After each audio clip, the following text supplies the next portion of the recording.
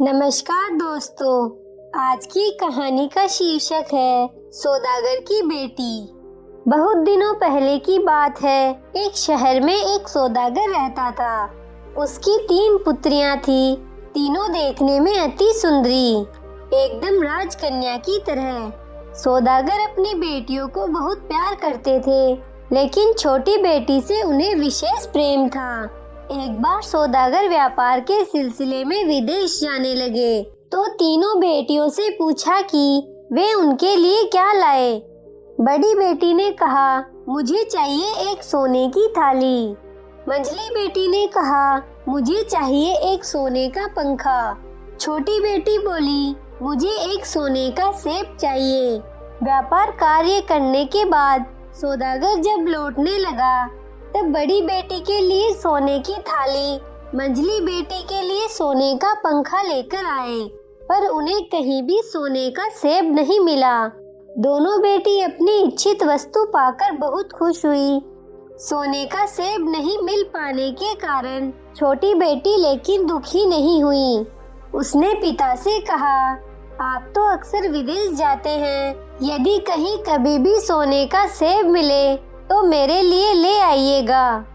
इधर एक राजकुमार घोड़े पर चढ़कर एक राज्य से दूसरे राज्य का भ्रमण करते हुए एक दिन सौदागर के शहर में आ उपस्थित हुआ। रास्ते में चलते चलते सौदागर के घर के पास जब वह पहुंचा तब उसने उसकी छोटी बेटी को देखा। उसे बहुत अच्छा लगा। उसे लगा कि वही उसकी रानी होने के योग्य है। वह सौदागर के पास पहुंचा। सब सुनकर सौदागर ने कहा, तुम्हारी बात सुनकर मुझे खुशी हुई, परंतु मैं राजी नहीं हो पा रहा हूँ। बड़ी लड़की की शादी किए बिना छोटी बेटी के साथ तुम्हारी शादी कैसे कर दूँ? यदि तुम राजी हो जाओ तो बड़ी बेटी के साथ शादी करवा सकता हूँ। सौदागर की बड़ी बेटी भी अत्यंत सुंदर थी, वह भी रानी होने की योग्य थी। राजपुत्र ने कहा, मैं आपकी बात पर राजी हूँ। माँ पिता को दिखाने के लिए उसे अपने साथ लेकर जाना चाहता हूँ। 2 दिनों के अंदर वापस ले आऊंगा। सौदागर की बेटी को लेकर राजकुमार रवाना हुआ। थोड़ी दूर जाने पर राजकुमार ने अपने घोड़े से कहा, ओ मेरे पवन घोड़े, हमें मेरे जादूघर में ले चलो। देखते ही देखते अनेक राज्य नदी नद को पीछे छोड़ घोड़ा पवन गति से उड़ा। कुछ देर बाद घोड़ा जंगल के भीतर एक छोटे से घर के दरवाजे के समीप रुका। घोड़े की पीठ से उतरकर राजकुमार लड़की को लेकर घर के अंदर गया।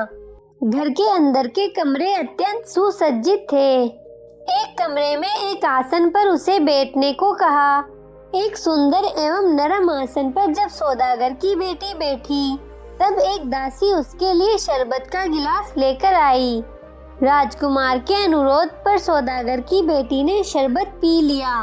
राजकुमार ने पूछा, इतने नरम आसन में वह कभी बैठी थी और इतना बढ़िया शरबत कभी पिया था?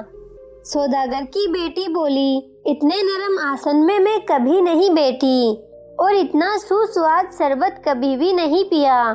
राजकुमार ने कहा, मेरे प्रश्न के उत्तर में तुमने जो कहा है उस तरह का उत्तर रानी होने योग्य लड़की के मुख से कभी नहीं निकलेगा। तुम रानी होने के योग्य नहीं हो। चलो, तुम्हें तुम्हारे पिता के घर छोड़ देता हूँ। राजकुमार सौदागर की बड़ी बेटी को लेकर सौदागर के घर की ओर चला। उसके बाद सौदागर की मंझली बेटी को लेकर राजकुमार अपने उसी घर में पहुंचा। उसी तरह की घटना घटी। नरम आसन में बिठाने एवं शरबत पिलाने के बाद राजकुमार ने उससे भी वे ही सवाल किए। मंझली बेटी ने भी कहा कि इतने नरम आसन में मैं कभी नहीं बैठी और इतना बढ़िया शरबत उसने कभी नहीं पिया। उत्तर सुनने के बाद राजकुमार ने कहा, तुम रानी होने के योग्य नहीं हो। वह उसे उसके पिता के घर वापस ले गया। अंत में छोटी बेटी की बारी आई। अन्य 2 बहनों की तरह उसे भी नरम आसन पर बिठाया एवं पीने के लिए शरबत दिया गया। उसके बाद राजकुमार ने उससे पूछा, इससे भी नरम आसन पर तुम कभी बैठी थी? इससे भी बढ़िया शरबत तुमने कभी पिया है। सौदागर की बेटी हंसकर बोली, माँ की गोद इससे बहुत अधिक नरम है और माँ का दूध इस शरबत से भी अधिक मीठा है। अत्यंत प्रसन्न होकर राजकुमार ने कहा, तुम्हारी जैसी लड़की ही मेरी रानी होने के योग्य है।